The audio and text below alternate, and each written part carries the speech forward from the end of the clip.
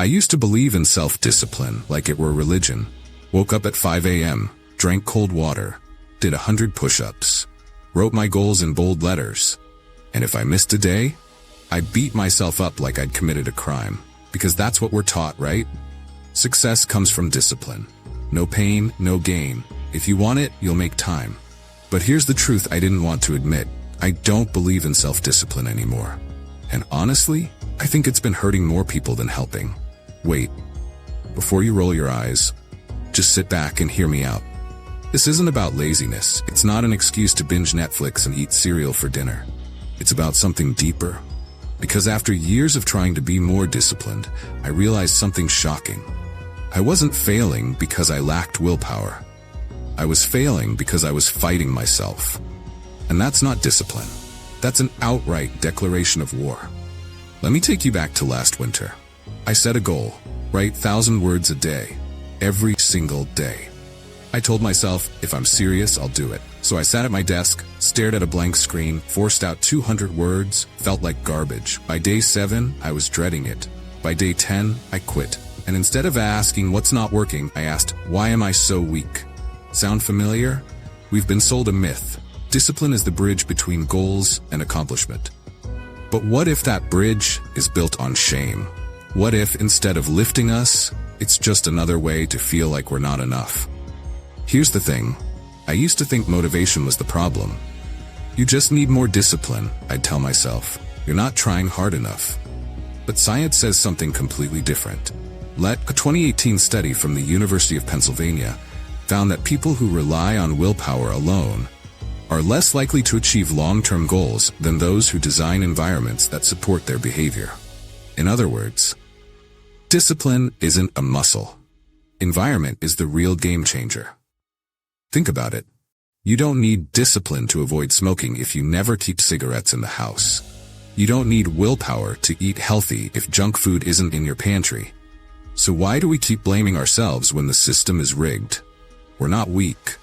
We're just swimming upstream. But let's go deeper. Because here's what no one talks about. Willpower is a limited resource.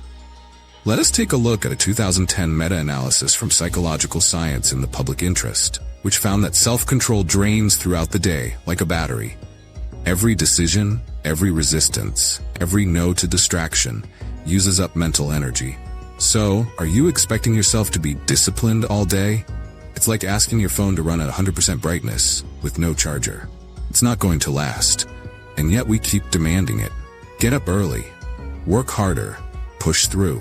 But what if the real problem isn't laziness? What if it's exhaustion? I'll give you an example.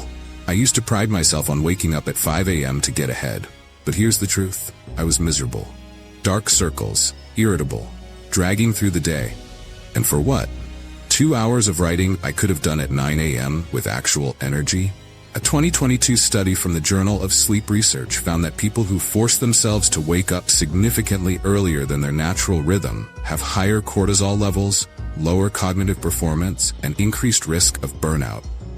And if I may ask, was I being disciplined? Or was I just punishing my biology? And that's the myth we've been sold.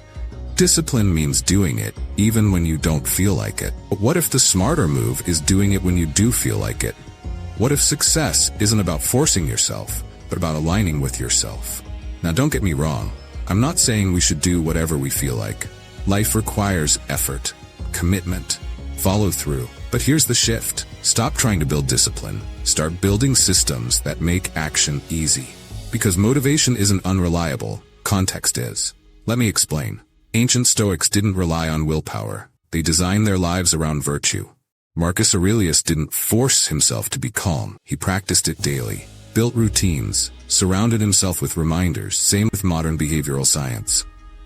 A 2016 study from University College London found that habits form not through discipline, but through repetition in consistent context. Brush your teeth every night after dinner? That's not discipline. That's routine. So why do we expect ourselves to be disciplined about big goals, but not design the same support for them? Here's a modern hack I use now. I don't ask, am I motivated? I ask, is this easy? Because motivation follows action, not the other way around. So instead of forcing myself to write at 5 a.m., I set up my desk the night before. Open the document, leave a sentence unfinished, and the next morning, it's not about discipline. It's about momentum. I just keep going. And that's the secret no one talks about. You don't need more discipline. You need a better starting point. But let's talk about the emotional side of this. Because here's what self-discipline culture really does. It makes you feel guilty for sleeping in, for eating pizza, for watching TV instead of leveling up. And that guilt doesn't inspire change. It paralyzes you. A 2021 study from the Journal of Positive Psychology found that people who practice self-compassion are more likely to stick to goals than those who use self-criticism. Yes, being kind to yourself leads to better results, but we've been taught the opposite. Be hard on yourself. That's how you grow. No. Being hard on yourself makes you quit, while being kind is what keeps you going. I learned this the hard way. After my 5 a.m. writing experiment failed, I gave up on writing for months. That didn't happen because I didn't care. It did because I felt like a failure. But then I tried something different. I stopped setting rigid rules, stopped tracking every word. Instead, I asked, when do I actually enjoy writing? And it turns out, late afternoon, with tea. Rain tapping on the window. So I moved my writing time. No alarm, no guilt, just flow. And guess what? I wrote more in 3 weeks than I did in 3 months of discipline. Because I wasn't fighting myself, I was working with myself. Now here's the rebellious part. We need to stop glorifying struggle. We need to stop romanticizing burnout. Because real growth isn't about grinding until you break. It's about showing up, even when you're tired, even when you're unsure, even when you don't feel like it. Not by force, but by choice. And choice only exists when you're not exhausted.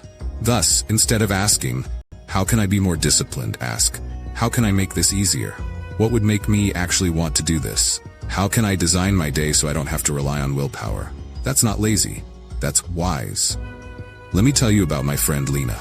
She wanted to run a marathon. First attempt? She forced 5 a.m. runs. I have to be disciplined, she said. Lasted 3 weeks, then quit. Second attempt? She started small.